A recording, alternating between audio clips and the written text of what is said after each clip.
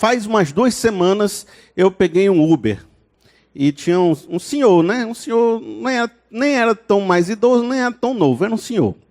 E ele, eu peguei o Uber pensando que eu ia passar assim, uns 15 minutos pensando na vida, né?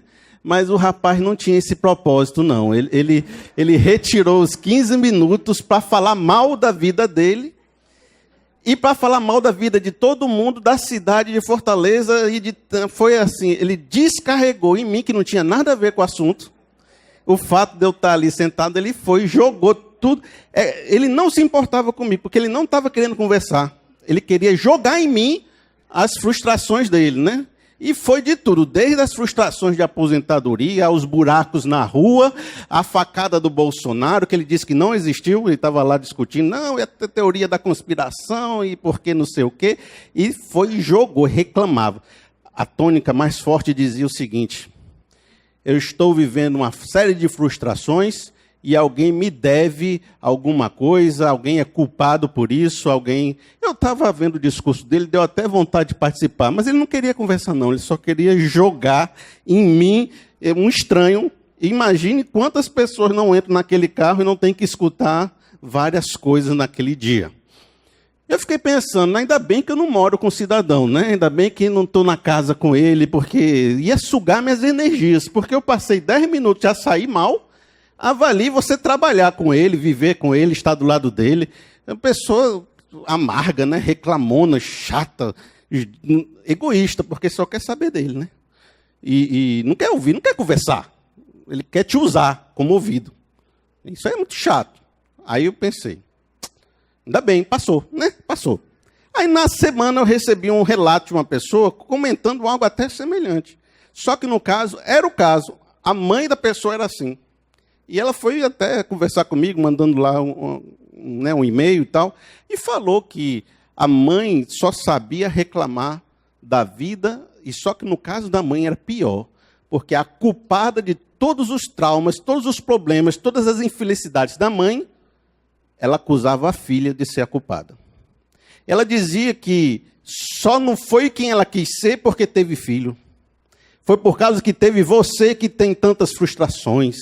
E porque aí começa a dizer todas as mazelas da vida, só que não só diz que o mundo está devendo para ela uma injustiça, quanto também diz que existe um culpado, e é você. Você é o culpado do que eu estou vivendo, que eu estou passando. E a moça estava desesperada, porque a pessoa só ficava reclamando, nunca escutava ela, porque isso é um propósito também, a pessoa não escuta você. Ela só pensa em falar, né? Não pensa em escutar. E ela nunca se sentiu cuidada como filha, de ter uma mãe que te escute, uma mãe que compartilha, que troca com ela. É uma situação que tira a nossa felicidade. Né? Não tem a música Sou Feliz com Jesus? Mas tem algumas pessoas que conseguem sugar um pouco essa felicidade. Às vezes, tem aquelas histórias antigas, né, de monstro, lobisomem, vampiro. Às vezes eu acho meio infantil essas histórias, mas tem alguns significados simbólicos. O lobisomem é aquele homem que, de repente, em determinado dia, fica violento, agressivo e faz coisas que ele nem queria fazer, e depois, quando ele volta assim, ele diz, o que foi que eu fiz? É um monstro que sai dele. O vampiro é aquele que suga a sua energia, suga a sua alma, tira de você tudo que você pode, te deixa lá embaixo, te diminui. Ele vai parasitando você. Vampiros emocionais. Eu vou falar sobre isso. O título é O Murmurador, o Reclamão, é um vampiro emocional que acaba com as suas forças. Não tinha como não ir para Números, né? Números é aquele local da Bíblia que fala do povo reclamão. Só que eu não vou pegar o povo mais murmurador e reclamão da Bíblia, né? Que é o povo lá no deserto. Eu não vou pegar o texto clássico dele de número 13, 14, que é os espias. Eu vou pegar um pouco antes, quando eles ainda estavam chegando na terra, quando eles ainda não tinham sido recebido aquela condenação de Deus. Números 11. E no começo do Números 11, você já percebe que o povo estava reclamando, e Deus já estava chateado com esse negócio. Estava passando no limite. Mas ainda assim, Deus não tinha feito muita coisa errada ainda forte com eles não, né? Aí vem esse Números 11 e diz assim: um bando de estrangeiros que havia no meio deles encheu-se de gula, e até os próprios israelitas tornaram a queixar-se e diziam: ah, se tivéssemos carne para comer. Nós nos lembramos dos peixes que comíamos de graça no Egito, e também dos pepinos, das melancias, dos alhos porós, das cebolas e dos alhos. Mas agora perdemos o apetite, nunca vemos nada a não ser esse maná. E eles tinham a carne, porque no Êxodo tinha um momento onde Deus trouxe as codornas. Não era na quantidade que eles queriam, não era na variedade que eles esperavam. O povo está se queixando. E queriam do jeito deles. Moisés ouviu gente de todas as famílias se queixando, cada um à entrada da sua tenda. Então acendeu-se a ira do Senhor, e isso pareceu mal a Moisés. A sequência do texto vai mostrar Moisés chateado com essa situação, que todo mundo joga bronca em cima dele. Mas aí, uma coisa primeira que eu tiro aqui é que nem Deus aguenta uma pessoa reclamona, né? Nem Deus aguenta um povo que só sabe se queixar. Até Deus fica irado com a pessoa que está reclamando demais. Porque uma pessoa murmuradora acaba com o seu ambiente de trabalho. Você estava feliz, você chegou no seu trabalho, você trabalhava alegre, você acordava de manhã querendo fazer as coisas, mas tem um irmão, se for irmão, né? Tem uma pessoa no trabalho, começa a fazer as fofocas de todo mundo, falar mal do chefe, falar mal da vida, falar mal do salário, falar mal dos clientes, falar mal de tudo. Aí reclama, diz que a culpa é sua, a culpa é de todo mundo, faz o escarcéu no meio daquele negócio. Daqui a pouco você tem duas opções. Ou você fica também sendo contaminado, como os estrangeiros contaminaram os israelitas, e dizendo: isso aqui é uma porcaria mesmo, não sei por que eu vim trabalhar aqui, eu vou reclamar com todo mundo. Aí, ou você fica desse jeito, ou você começa a não ter mais prazer de ir para o trabalho. Começa a ficar tão chateado, tão angustiado, que aquilo se torna amargo. Tem pessoas que não conseguem mais ver familiares por causa disso. Tem pessoas que dizem assim: eu sou sozinho, não tenho nenhum amigo. Mas a pessoa é um reclamão tão grande que todo mundo não quer sair com essa pessoa. Ah, meus amigos sempre estão culpados. Então não, é que não querem sair contigo. Eles dão a desculpa, porque quando a esposa diz assim: hoje nós vamos sair com fulano, o marido diz: não, fulano não, pelo amor de Deus, vai ser a noite todinha falando daquele negócio. Não, eu não vou perder minha sexta-feira com fulano que vai sugar minhas forças. Porque é uma pessoa chata. Tem chato que divide igreja. A igreja era saudável, frutífera, legal, bacana, todo mundo gostava. Veio aquele pessoal, murmurador, reclamão, dividiu a igreja. Fez confusão. Tem gente que afasta amizades, divide igreja, acaba com casamentos. Ninguém consegue dormir do lado de uma pessoa que reclama todo dia, que reclama de tudo, que reclama de você e diz que a culpa de não ter dado certo foi você, que se não fosse você eu tinha sido um cara de sucesso. Não fosse você eu tinha sido alguém legal. Não fosse você porque você não foi uma esposa valorosa. Porque você... Aí começa a reclamar. Botar a culpa em você, fazer as coisas com você. Agora, quando a gente fala desse tipo de mensagem, as pessoas até gostam muito dessa mensagem, compartilham, porque querem dar indireta para o povo, né? E eu tenho certeza que vocês já pensaram nas 3 pessoas reclamando na cabeça de vocês. Quem é o nome? Quem é de vocês? Aí você vai: o fulano, a fulana, aquela pessoa no trabalho é desse jeito, pastor, fala Deus, né? Fala que eu vou mandar para ela. Mas eu quero que você tente observar se isso não tem a ver contigo. Por quê? Porque ninguém é 100% uma coisa só. Tem época da vida que você é o reclamão, e tem época da vida que você é o Moisés, aguentando o reclamão. Tem áreas da sua vida que você é o murmurador, e tem outras áreas que você é o Moisés, escutando as murmurações dos outros. De maneira que nem todo mundo é 100% alguma coisa. E aí pode ser que a parte da sua vida que eu vou atacar hoje, como murmurador, e a parte da sua vida que eu vou consolar hoje como Moisés. Você pode ter as duas coisas dentro de você. Tá certo? Combinado? Mas uma das coisas que a gente tem que abordar aqui é uma diferença entre o que é a murmuração e o que é um pedido legítimo, né? Porque vejam só, o primeiro ponto nosso é: aquele que clama por auxílio e pela justiça de Deus não é um murmurador. Porque esse povo mesmo estava sendo oprimido por Faraó, e estava levando chicotada, e estava sendo assim, diz a Bíblia que eles estavam amargosos da vida, chateados, uma escravidão cruel. Diz a Bíblia que eles clamaram a Deus, e Deus moveu o céu para livrar o povo. Trouxe um libertador, abriu o mar vermelho, fez maravilhas, fez milagres, fez tudo possível no céu e na terra para tirar esse pessoal de um opressor. De maneira que o pedido do povo para ser liberto de um opressor foi legítimo. Deus gostou, Deus achou bom, Deus agiu, e é uma reclamação que não é reclamação, é um pedido legítimo. É um clamor por justiça. E quando lá na frente o pessoal também estava ali conversando com o povo, aquela coisa e tal, o que aconteceu? Precisavam de água, Deus trouxe água. Precisavam de comida, Deus trouxe maná. Precisavam de carne, Deus trouxe as codornas. Deus botou uma nuvem para proteger do sol. Botou uma coluna de fogo para trazer calor e direção à noite. Trouxe leis para organizar a sociedade, para não ficar cada um fazendo o que quer, matando todo mundo. Organizou a sociedade e deu um líder que era misericordioso e intercessor, diferente do faraó. E ainda deu para eles um dia de descanso, porque um povo escravo sabe o que é bom ter um dia de sábado para descansar. De maneira que Deus cuidou desse povo e fez vários pedidos legítimos que eles estavam atrás de resolver acontecer. Por isso, meu irmão, pedir a Deus, clamar a Deus, falar de necessidades importantes não é errado, não é murmurar e não é reclamar. Certo? Você pode compartilhar seus problemas e falar que isso não é o problema. Onde é que está o problema? Onde é que começa o problema? Está aqui, ó, Números 11, 4. Um bando de estrangeiros que havia no meio deles encheu-se de gula. Esse primeiro pontozinho aqui é a gula. E o segundo é, mas agora perdemos o apetite. Nunca vemos nada a não ser este maná. Perdemos o apetite por esse maná de Deus. E aqui eu vou desenvolver com vocês essa ideia importante. O maná era um alimento diário dado por Deus e tinha um propósito. Não era apenas alimentação. Deus não queria que eles guardassem o maná, nem que fizesse algum tipo de organização, de estoque, de plantação, porque era um povo nômade. E a intenção de Deus é que a cada dia eles fossem dependentes de Deus. De maneira que você não pode guardar o maná de um dia para o outro. Todo dia você precisa confiar que Deus vai lhe dar o sustento. E esse é um pacto com Deus, com o povo, dizendo, vocês vão confiar que eu vou dar o sustento e eu vou cuidar de vocês todo dia para vocês aprenderem que isso é uma relação de confiança, de fé e de caminhada junto comigo.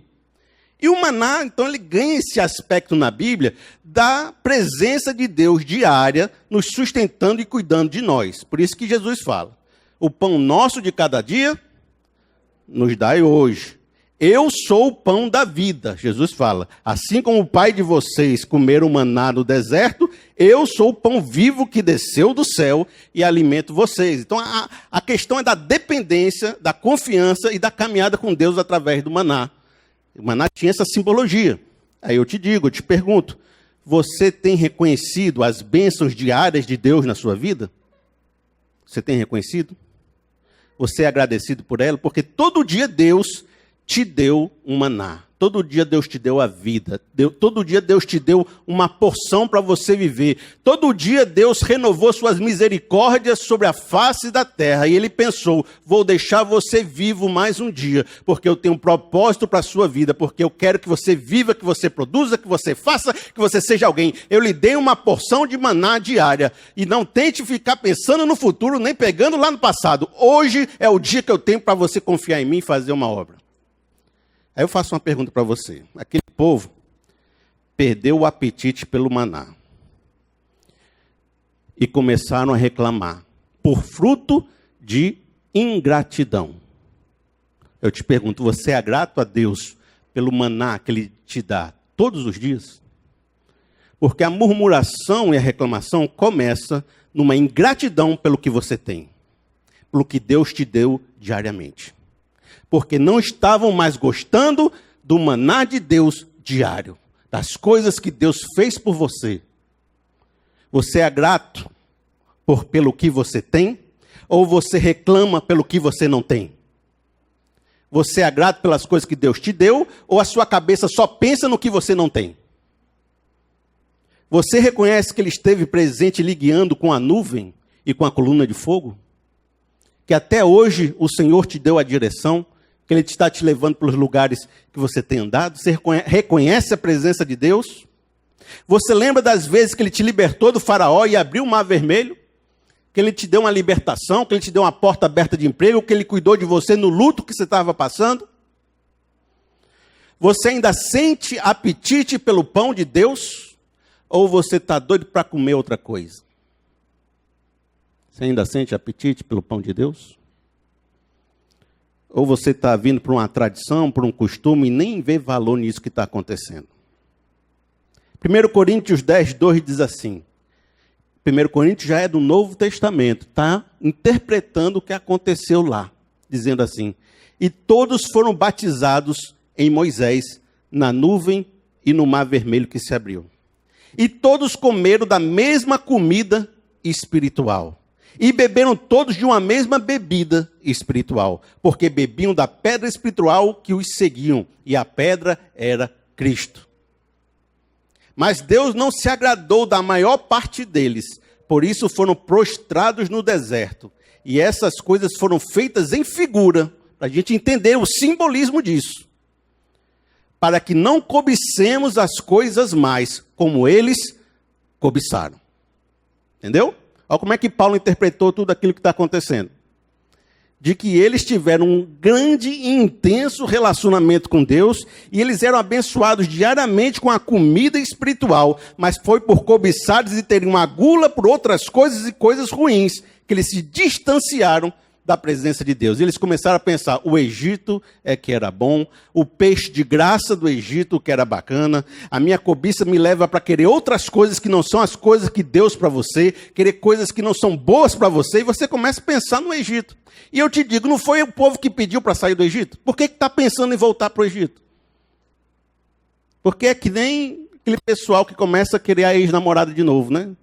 Não sabe o que foi o perrengue que passou com a mulher, aí se liberta, dá 1 ano e meio e está pensando na pessoa de novo. A gente tem esse negócio.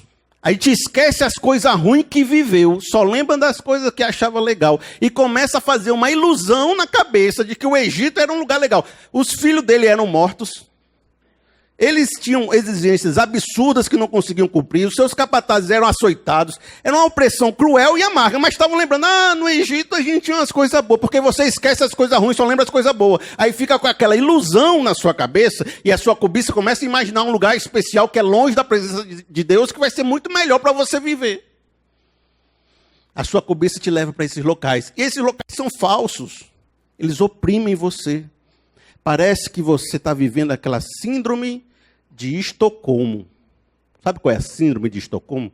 É assim, vou ler para vocês.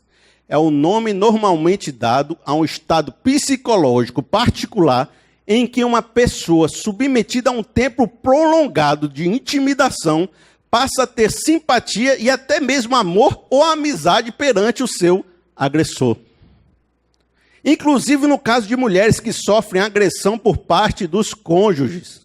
E mesmo muitas vezes tendo recursos legais e apoio familiar para abandonar o agressor, ainda persiste em conviver sobre a atmosfera de medo. E esse pessoal foi tão oprimido por tanto tempo que pegou amor pelo opressor. E amigo, você não tem uns opressor na sua vida que você está amando, não? Que você está desejando? Que embora você tenha apoio familiar, embora você tenha oportunidades, embora Deus tenha feito um maná que está te salvando, te guiando para um lugar melhor, você fica pensando em coisas que te destroem, em ilusões que te deixam para baixo e que te fazem sofrer frustrações. Nenhum Deus ídolo lá fora tem condição de ser o Deus verdadeiro. Se você troca o Deus verdadeiro por um ídolo, você vai se frustrar. Você vai acabar se ferindo. E aí você que já estava revoltado porque não tinha algumas coisas que tinha no Egito, vai ficar mais frustrado ainda por voltar para um Egito que vai te oprimir mais ainda. E o faraó nem ia estar tão legal te recebendo de volta, né? Depois da tua saída. Amigos, a frustração começa aí. Um sentimento de ingratidão, de buscar coisas que não satisfazem o seu coração. E depois você vai colher frutos dessa busca que são ruins e difíceis. Aí você vai dizendo, mas nada é bom, não é legal, eu estou infeliz, é complicado. Porque você trocou o maná, que é o sustento diário de Deus, por coisas que seu coração buscou. A segunda coisa que acontece, diz assim, uma vez que o murmurador surge, ele vai escolher uma vítima para despejar a sua dose maciça de reclamação. Uma vez que o reclamador se instaura, ele precisa de uma vítima para despejar todo o veneno dele. Aí diz assim, ó, Números 11 e 10. Moisés ouviu gente de todas as famílias se queixando, cada uma a entrada na sua tenda. Foi todo mundo para frente de Moisés. Todas as famílias começaram a jogar em cima de Moisés as suas reclamações. Então acendeu-se a ira do Senhor e isso pareceu mal a Moisés. E ele perguntou ao Senhor, por que trouxeste esse mal sobre o teu servo? Ele perguntou para Deus, Deus, por que você fez isso comigo? Foi por não te agradares de mim que colocaste sobre os meus ombros a responsabilidade de todo esse povo? Por acaso fui eu que o concebeu? Fui eu que o trouxe à luz? Por que me pedes para carregá-lo nos braços como uma ama carrega um recém-nascido e levá-lo à terra que prometeste sob juramento aos seus antepassados? Onde conseguirei carne para todo esse povo? Eles ficam se queixando contra mim, dizendo, dê-nos carne para comer. Não posso levar todo esse povo sozinho. Essa responsabilidade é grande demais para mim. Quantos de vocês já fizeram essa oração para Deus? De dizer, Senhor, tu não gosta de mim, não? Tu me deu aqui uma responsabilidade. Fui eu que fiz essa confusão toda para estar aguentando esse negócio. E onde é que eu vou resolver essa situação que todo mundo joga nas minhas costas? Eu sou apenas uma pessoa, rapaz. Não tenho como resolver esse negócio todo, não. E todo mundo joga em cima de mim as suas frustrações. Todo mundo chega para mim para dizer as coisas erradas. Acha que eu sou Deus. Aí foi orar para Deus, foi dizer. E o Senhor disse a Moisés, reúna 70 autoridades de Israel, que você sabe que são líderes e supervisores entre o povo. Leve-os à tenda do encontro para que estejam ali com você. Eu descerei e falarei com você e tirarei do espírito que está sobre você e porei sobre eles. Eles o ajudarão na árdua responsabilidade de conduzir o povo, de modo que você não tenha que assumir tudo sozinho. Aí você percebe Deus cuidando de Moisés aqui, certo? Mas uma coisa mais interessante desse texto, que está no verso 12, que você percebeu, Moisés compara esse pessoal a uma criança de colo. A uma mentalidade infantil. Aquela mentalidade que é egoísta, imediatista, porque a criança mesmo pequenininha, ela só consegue ter a compreensão de si, ela não consegue ainda entender que existem os outros. Então ela chora, esperneia, ela quer, ela diz me dá, porque ela só pensa um pouco nela e quer as coisas na hora que ela quer. Ela chora na hora que ela quer, ela pede na hora que ela quer, porque ela não consegue compreender um quadro maior. Então ela chega para Moisés, Moisés, cadê a minha bênção? Cadê as coisas que o pessoal do Egito está tendo? Por que o ímpio prospera e o cara da igreja está passando no deserto? Por que o outro tem emprego? Por que o outro tem carro e eu não tenho? Por que lá era melhor do que aqui? Deus, por que você não fez comigo quando fez com o outro? Porque eu quero Deus, eu quero Deus, eu quero Deus. Me dá Deus, me dá Deus, me dá Deus. É o criança, só pensa nele. Todo o seu discurso é eu. E todo o discurso dele, você me deve, você me deve, você me deve, você me deve. Deus, você me deve. Deus, você me deve. Deus, você está me devendo. Me dê, Deus, me dê, Deus. E Moisés está dizendo, parece uma criança de colo esse pessoal. Não tem nenhuma compreensão de maturidade esse pessoal. Não estão entendendo o que a gente está fazendo aqui, não? Aí Moisés ficou chateado, né? Aí entregou para Deus. A mentalidade infantil, ela evita que você consiga o resultado da sua reclamação. Vejam só, esse povo saiu do Egito da opressão, estava vivendo um momento de transição de 1 ano e pouco, para chegar numa terra prometida, que eles iam poder plantar, criar rebanhos, ter sua própria casa, se estabelecer e ser feliz. Ter tudo isso que eles quiseram. Num novo governo, mais legal ainda. Mas a mentalidade infantil de querer tudo na hora que eles queriam, iam fazer eles voltar para o opressor e não ganhar tudo que eles queriam. Entendeu? É por causa da mentalidade infantil e de não saber esperar, de não ter perseverança, de não ter esperança, de não confiar em Deus, que eles não alcançaram o que eles queriam. E a mentalidade infantil não tem perseverança, não vê a vida pensando no futuro, não imagina que nós somos seres eternos espirituais, que a nossa vida é uma transição nesse deserto que se chama vida, e não sabe esperar as coisas para no dia da redenção final você estar com Deus, você quer tudo agora, resolver agora, e a sua cobiça te leva para o Egito. A mentalidade infantil te tira as promessas de Deus. Como uma criança que perde as bênçãos porque não sabe esperar, porque não sabe guardar o coração. Se persevero hoje, é porque tenho propósitos eternos maiores para alcançar. E por trás de todo murmurador existe uma mente infantil que culpa os outros pela sua insatisfação. Aquilo que eu não gosto, aquilo que não aconteceu comigo, aquilo que eu não ganhei, é culpa de Moisés. Moisés, você tirou a gente do Egito para a gente viver isso aqui? É culpa sua eu não ter sido feliz, é culpa sua eu não ter conseguido meu emprego, é culpa sua eu não ter dinheiro, é culpa da minha família, é culpa da minha mãe, é culpa do meu irmão, a culpa é de todo mundo. E se a culpa é de alguém e não é minha, essa pessoa me deve. Aí o reclamador fica na sua casa. Você me deve, mas você tem que cuidar de mim, mas você tem que me dar isso, mas você tem que fazer isso, porque fica culpando você pelas frustrações dele. É isso que acontece. Aí o Moisés está dizendo, Deus, fui eu que criei esse povo aqui? Me ajuda aí. Olha só o que estou passando. Tudo nas minhas costas. Porque o Moisés, vampirizado, né, por esse vampiro emocional, estava ficando frustrado, chateado, cansado, esgotado. Que ninguém aguenta uma pessoa reclamona e murmuradora por muito tempo, sem acabar com as suas energias e a sua força. E Moisés, não estou aguentando. E amigo, se você é esse reclamão, se você é esse murmurador, eu tenho uma palavra para você.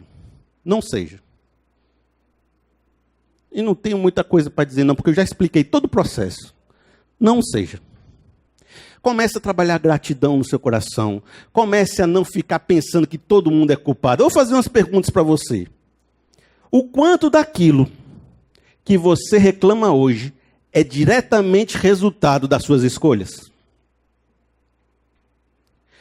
Quais são os seus arrependimentos profundos na vida? Porque se você não tem nenhum arrependimento profundo, você também acha que você nunca errou. Quais foram suas crenças e ilusões que se mostraram becos sem saídas, que você foi o culpado por conseguir algo ruim e destruir sua vida? Quais foram as suas ilusões? Ai não, tudo que eu quis era certo. Se tudo é culpa dos outros, você tem uma mentalidade infantil. Você não consegue fazer um autoexame, se analisar e se perceber. Então não seja. Não haja dessa forma. Comece a se autoavaliar, se autoanalisar, a ser mais grato e a pensar no futuro que Deus te prometeu e não no passado que te escraviza. Mas, amigo, se você é Moisés, eu tenho 4 conselhos para você. E está no texto e eu vou terminar com esses 4 conselhos. O primeiro é, Moisés reconheceu que era incapaz de lidar com toda aquela reclamação. E se você está sendo Moisés, reconheça, você não é super-homem e você não aguenta lidar com isso. Isso vai acabar com você. Moisés diz, eu não aguento esse povo todo. Eu não aguento isso. Reconheça, porque enquanto você acha que consegue lidar com o problema de todo mundo, você fica sendo sugado e destruído. A segunda coisa que ele falou é o seguinte, ele também percebeu que não devia se achar o responsável por tudo que o povo pedia, por tudo que os outros jogavam no seu colo. Então, eu não tenho capacidade de lidar com tudo isso. E não adianta você jogar todas as suas frustrações em mim, porque eu não sou responsável por carregar a sua cruz. Cada um tem a sua cruz. Você tem que carregar a sua e eu tenho que carregar a minha. Se eu carregar a sua, eu vou ficar pesado demais, não consigo chegar lá e nem você aprende as coisas que tem que aprender. Você não pode ficar tomando a responsabilidade de toda a sua família para você e ficar morrendo na sua casa dizendo que ninguém lhe ajuda. Estou falando para alguém aqui. Meu Deus, ninguém me ajuda, eu tenho que fazer isso com o menino, eu tenho que fazer isso com o pai, eu tenho que resolver isso, tenho que resolver aquilo com a minha mãe. Daí você quer resolver a vida de todo mundo e depois fica culpando todo mundo pelas suas frustrações. Deixa os outros resolver as coisas dele, não fique pegando toda a reclamação do mundo como se fosse sua. Porque senão você se acaba. Você acaba vampirizado por esses vampiros emocionais. 3. Moisés levou a Deus as suas preocupações e abriu o seu coração e mostrou a sua fragilidade. Quando todo mundo te acionar, Moisés, você pega esse negócio tudinho e bote para Deus. Porque Deus tem condição de resolver tudo, você não tem. E diga para Deus, Deus, estou acabado, estou lascado, estou cansado, e esse povo aqui é teu. Certo? Me ajude. Me dê aí misericórdia. Me ajude. Jogue para Deus, converse com Deus, entrega para Deus. Conselho para você que é Moisés. É quase todo mundo aqui, né? Os murmuradores não vieram para o culto hoje. Né? Aí Deus deu uma solução. Trouxe um suporte espiritual. Ele disse, você não pode levar isso sozinho realmente. Vou trazer 70 pessoas junto contigo para você dividir a sua carga espiritual. Perceba que não é os mesmos 70, poderia até ser, que ele falou em Êxodo. Em Êxodo, ele pediu 70 que lhe ajudassem a administrar o povo. Em Números, ele está dizendo, eu preciso de 70 que divida a carga espiritual e emocional com você. Então, existe uma carga emocional, que não é a carga só de fazer as coisas, não, é a carga emocional mesmo. E você precisa de companheiros que te ajudem a manter a sua fé. Por isso que existe a igreja. Existe o pequeno grupo. Existem irmãos que lhe acompanham junto para não deixar você carregar um fardo tão pesado sozinho. E diz, meu amigo, se você tentar levar esse negócio sozinho, você quebra. Você precisa de gente contigo. Você precisa de amigos, de suporte, de consolo espiritual, de presença de Deus na sua vida. E assim, você vai conseguir manter a sua cabeça e a sua felicidade. Eu acho que Deus deseja que a gente seja feliz. E a gente nasce querendo ser feliz. Mas alguma coisa acontece no meio, que a gente vira um murmuradorzinho, reclamando de tudo e dizendo que o maná não tem mais sabor. Não deixe esses vampiros destruírem você. Não leve coisas que não têm a ver contigo. Não aceite toda reclamação como se fosse sua responsabilidade. Seja mais grato, compartilhe com Deus, divida com seus irmãos e seja feliz.